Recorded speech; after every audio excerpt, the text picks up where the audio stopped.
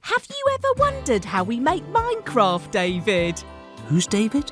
Dunno, just wanted to freak out any viewers called David by making them briefly think this show could see and talk to them. Oh, goodness gracious me. Welcome, David, to How We Make Minecraft.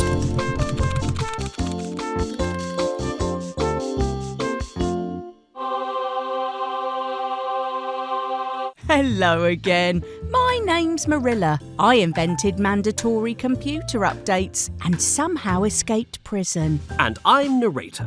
I invented wasp stings and despair. I'm also a spy, undercover in Mojang Studios. You still pretending to be the coffee machine or something? No, for I have been promoted yet again. Say hello to the new CEO of Mojang Studios. CEO. CEO. That's right.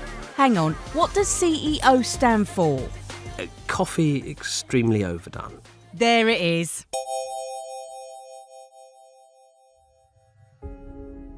At the risk of sounding hyperbolic, making Minecraft is the hardest job in the history of time, and that goes for the entire future too. Yes, and while that isn't even slightly true, it is still challenging, especially when you're adding something new to the game. For even the slightest change could destroy Minecraft forever.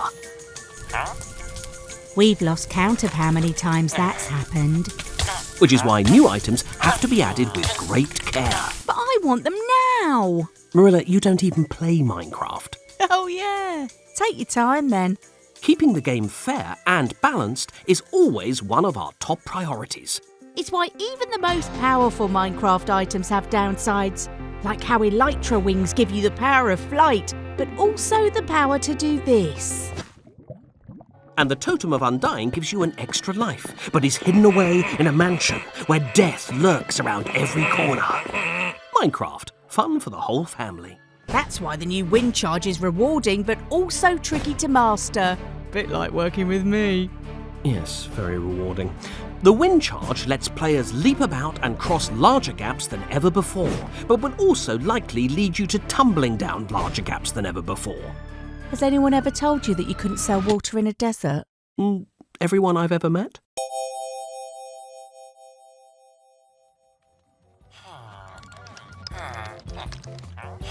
As you can see from this documentary footage, we ummed and ahed and hummed a lot when developing the wind charge. We were having trouble deciding whether to make it more useful for combat or for parkour. So eventually we gave up and just decided to give the creeper a new haircut instead. When that didn't work out, we went back to the wind charge. And after a lot of internal testing, we decided to prioritise parkour over combat. Yes, because the combat in Minecraft is already flawless and everyone loves it. Cough, cough. Bless you. Honestly though, we leaned into parkour because, frankly, it was just so much more fun. Fun? What's that? Something we were thinking of adding in a few updates down the line. But now the wind charge has gone and spoiled it. Ugh. I know.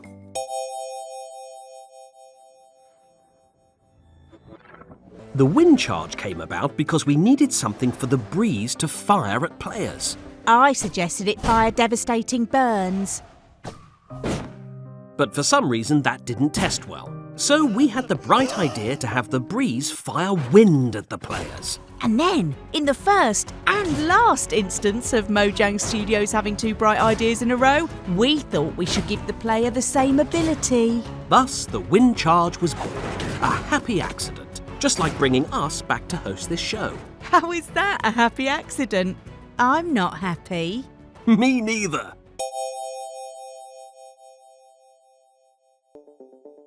Almost every item in Minecraft has a fatal flaw to stop it breaking the game's difficulty. Like how weapons and tools gradually break down. Totems of Undying can only be used once, and rotten flesh is... Actually, can't think of anything wrong with rotten flesh. It's flawless. Flawless, just like me. The wind charge will have you jumping sky high for joy, but it's not always going to be a happy landing. We want there to be consequences for using it carelessly, but ones that aren't so severe that you're put off from using it at all. The breakthrough was when we decided that if you landed just a few blocks from your starting position, you'd take fall damage. But if you land a good distance away, you don't, which is perfectly logical because, Marilla, help me? Even though Minecraft is the most realistic game ever created, as far as I know, realism is never as important to us as fun design, and this design quirk encourages players to jump long and high distances. Whee! It was a fun idea that spawned more bright ideas. When another developer saw how the wind charge could elevate players, he came up with the mace and its increased damage from increased heights mechanic. And it's encouraged me to think of loads of great ideas for Minecraft that I'll now install in the game, sight unseen. No, unplug her! Unplug her! And that's how we add new hostile mobs to the game. No, that was last month's episode. Today, we discussed how to add a new item. I don't think so.